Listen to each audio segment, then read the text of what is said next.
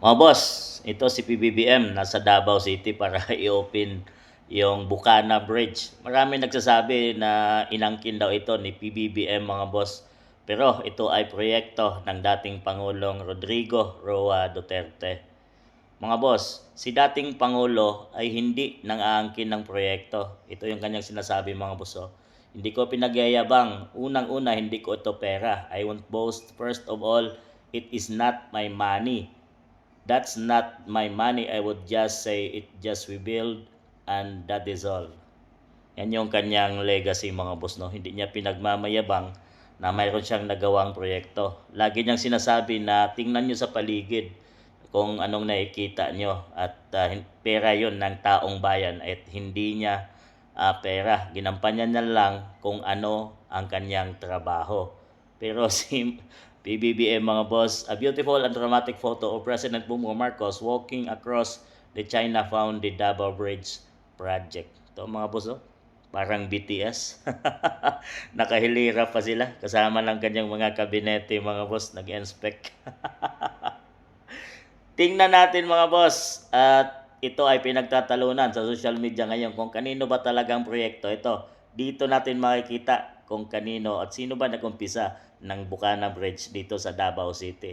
Ito mga boss. Ito ay nagsimula, na-approve ito noong July ng 2022. Nagsimula ito ng 2023. Early 2023. Late 2023. I'm sorry, late 2023 kasi mga approval. At ngayon ay tapos na. Kaya't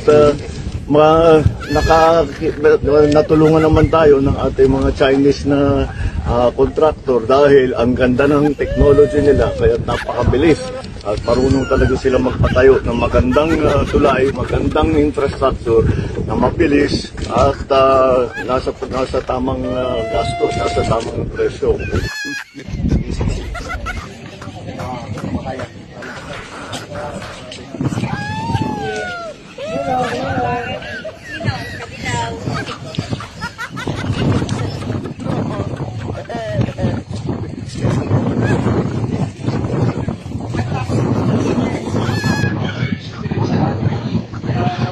Sir, ilang araw na lang, ilang linggo na lang ay huling State of the Nation address nyo na po. Ano ang dapat abangan ng ating mga kababayan at ano po yung mga maipagmamalaki ng legacy ng Duterte administration? Nothing. All I want the people is to just look around. Ito, ganito. Hindi ko ipagyawang. Una-una, hindi ko ito pera. That's not my money. All I want to say is just we build the... That's all. I will not grow about it in public because sabihin na ito, hindi mo pera yan. Bakit ka di payabang yan? Of course, the industry of those who were really on the ground.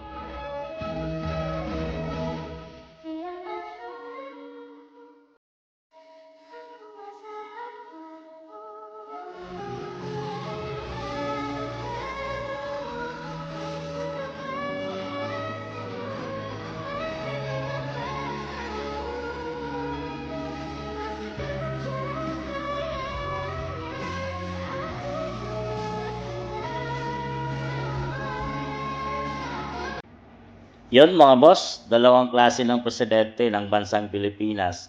Isa yung napaka-humble at isa yung pinagmamayabang yung kanyang nagawa.